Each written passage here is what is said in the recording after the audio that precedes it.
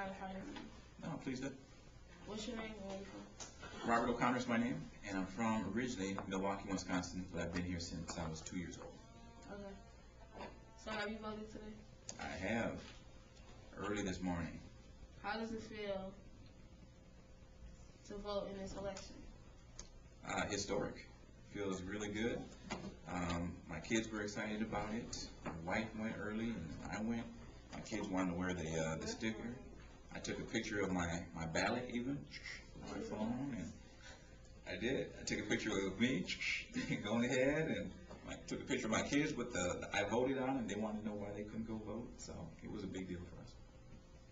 Alright. Have you ever ran into a problem when voting or felt pressure to vote one way or another? Well, we ran into a little bit of a problem this morning when they switched our voting place. And so they switched the voting place, and there was no signs. So my wife went first, and she drove right past it, and we had the directions, everything, but they didn't have any signage out. So we were back and forth on the telephone, and finally she found her way there and was able to vote.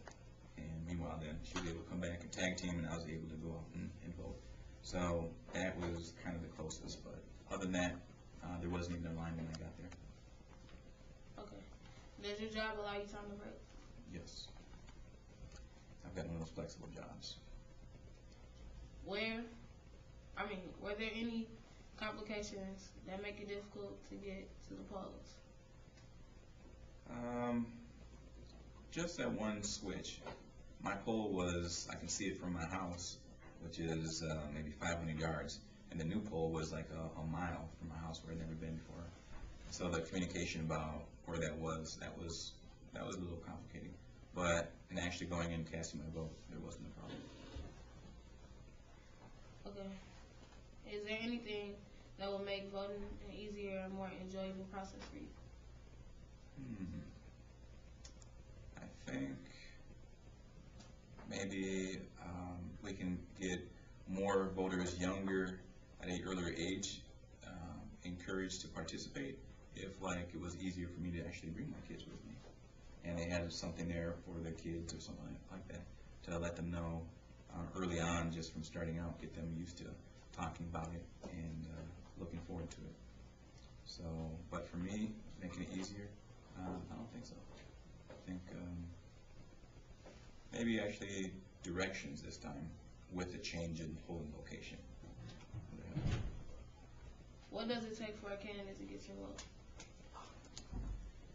Wow, that's a big question, but specifically, they have to uphold the values that I uphold. And as a social worker, I tend to put people first over money, at least value-wise. And so those are a lot of the values: inclusiveness, incorporating everybody's perspective, and making sure that they're well represented, and not just the elite, but everybody. Do you encourage others to get out and vote? Wholeheartedly. I've been encouraging other folks to get out, let people out of my class to go ahead and vote, and make any exceptions I can. Over in my other house, or rental property I have over North Minneapolis, going out over there, working with the kids to get out to vote, to get registered, and absolutely. More power to you.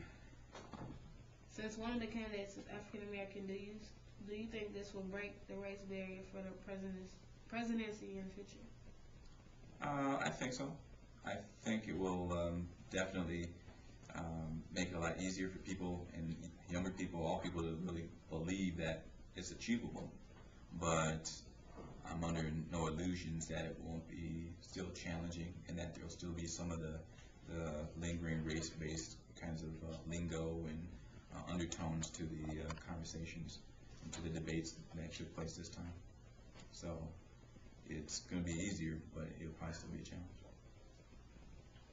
In your opinion, do you think this election is historic and memorable? I think it's definitely historic. We have people right now my mother-in-law who's 80, who probably never believed that she would see in her lifetime an African American. I know my last pastor remembers being told by his teacher, black people can't be president. when asked, what do you want to do when you grow up? And he said, I want to be president of the United States of America. And she said, black people can't be president. Well, today there's a different answer for my son, who's 6 years old, and my daughter who's 9, and my other boy who's 4, and they can believe that it is possible. This being a historic election, do you think people will always remember this like 20 to 30 years from now? Absolutely. They'll remember it, and the history books will remember it. Absolutely. Why do you think that is? Because around the world, people are paying attention to this first huge break with potentially having a African-American president. It opens the door for all kinds of folks, I think.